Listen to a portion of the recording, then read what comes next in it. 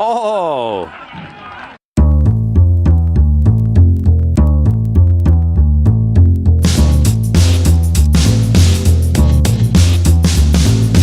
Ladies and gentlemen, boys and girls, the team on tour is officially back just in time for the business end of the season, and I've got a new ground for you coming up today for Santa Ana against San Fernando in the Tercera División. Let's go and check it out. So just on the way up to Santa Ana's ground, and this is seemingly home to Fuencarral, who are their bitter local rivals, who now play on a dirt pitch, as you can see here.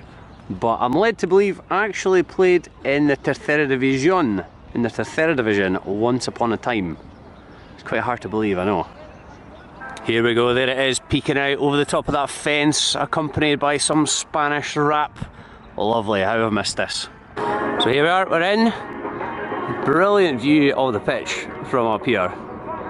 Just a shame about the music. Right, so Santa Ana were founded in 1974 and they made it to the Tercera for the first time ever in 1990. Now they've had quite a few ups and downs since then.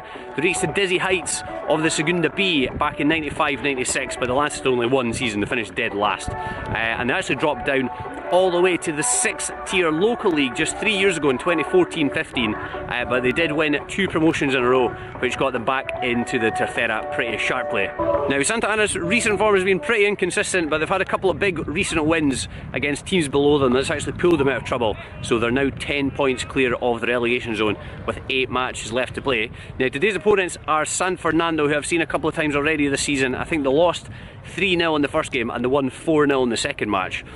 So they're vastly contrasting experiences. Now they have been mid-table for most of the season, but they had a brilliant run of form in January and February, which took them up towards the promotion playoffs. I think they were unbeaten in 9 matches in January and February. Their form has tailed off a little bit in the last few weeks, but they're still in with a chance of making the promotion playoffs.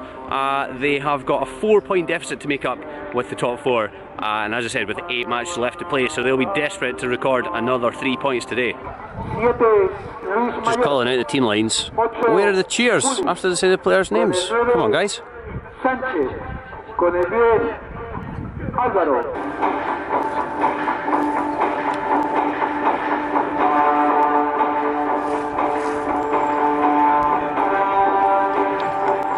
This is dramatic. But just in case the seats didn't give it away, Santa Ana are in yellow and blue, San Fernando in white. Let's go.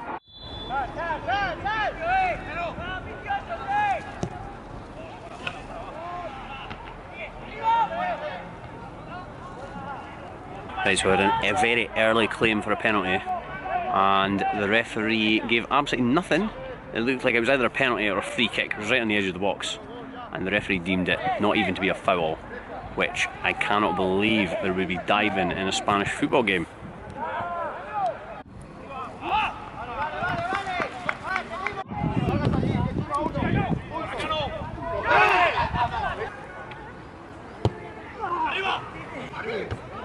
Oh, chance.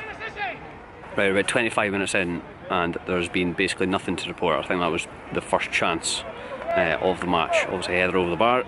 Hopefully, it's going to improve. Thankfully, it's a nice day and there's a nice view. So yeah, not so bad. Quite relaxing up here.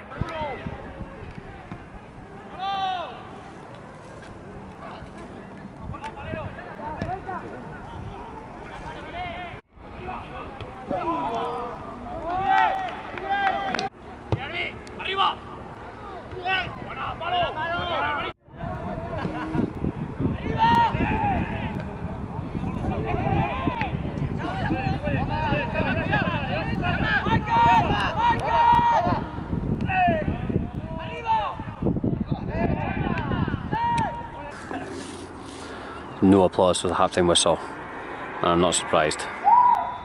Right, so half-time 0-0. First of all, I have to say it's nice to see football being played on grass, although it would be even nicer to see some better football being played on grass.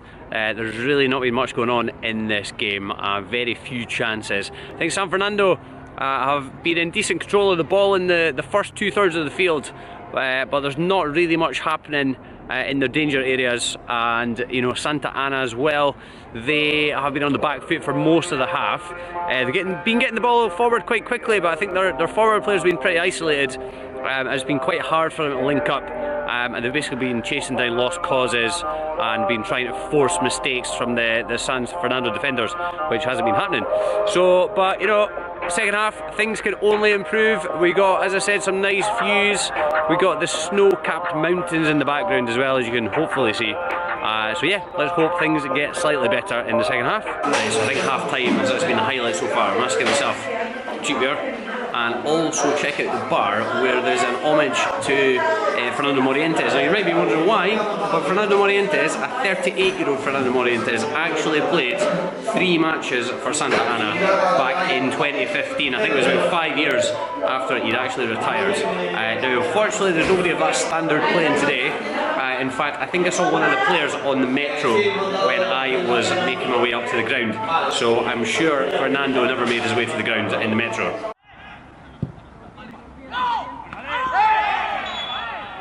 I must say, I love the kind of customised nets with the colour of the club, the yellow nets.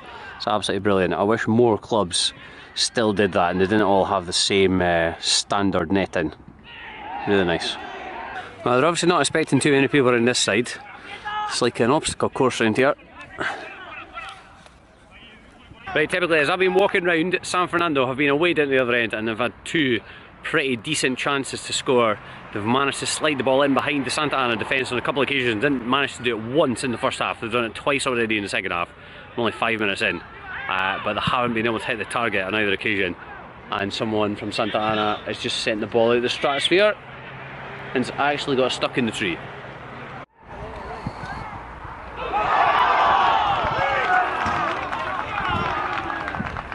And there it is. It was coming in the second half, and 1-0 to San Fernando. Then that is marginally deserved, you'd have to say. There's a few handbags going on here. Quite a few people lost the plot. Bravo! Eres un golfo, bravo! No more so than the guy right beside me on my right hand side. So yeah, the aforementioned fan is giving absolute dog's abuse to one of the players who's accusing of diving. Not sure if he dived or not. And the player retaliated by trying to smash the ball right at him. He almost hit me in the process, so yeah, thankfully he didn't. Lives to tell the tale, but it's quite yeah, it's quite tetchy at the moment.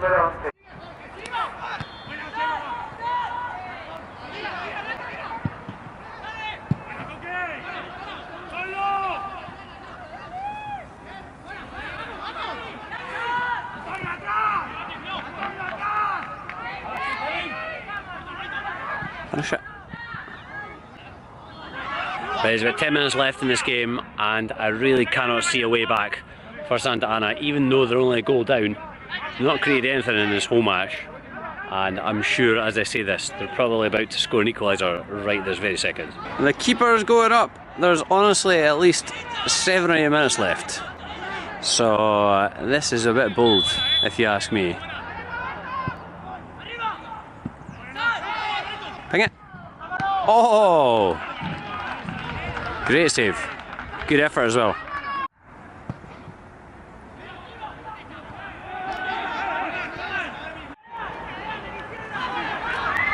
It's got to be 2-0.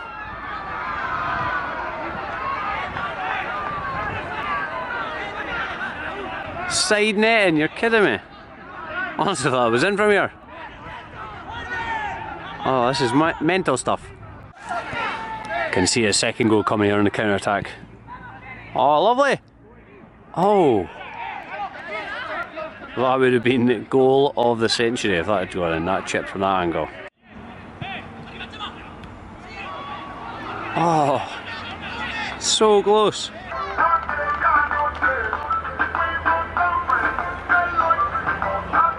So guys, there we have it, first game back and a 1-0 win for San Fernando away to Santa Ana. Just about deserved the 3 points on the balance of play. I think they were definitely the more threatening team throughout the second half. They managed to find pockets of space in front of the Santa Ana defence and also managed to get behind as well, running behind down in the channels. and that eventually paid off, and they managed to get their 1-0 win.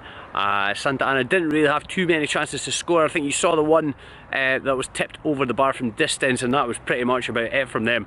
And I think San Fernando had probably the better of the chances on the break in the closing stages. Now the stadium is in the Madrid barrio of Fuencarral, which is way up in the north of the city. It's actually really fast to get here from the city centre. You can take line 10 of the metro, which runs from south to north, and then it's about a 5-minute walk from the Tercera División metro station, which is actually at the end of the line.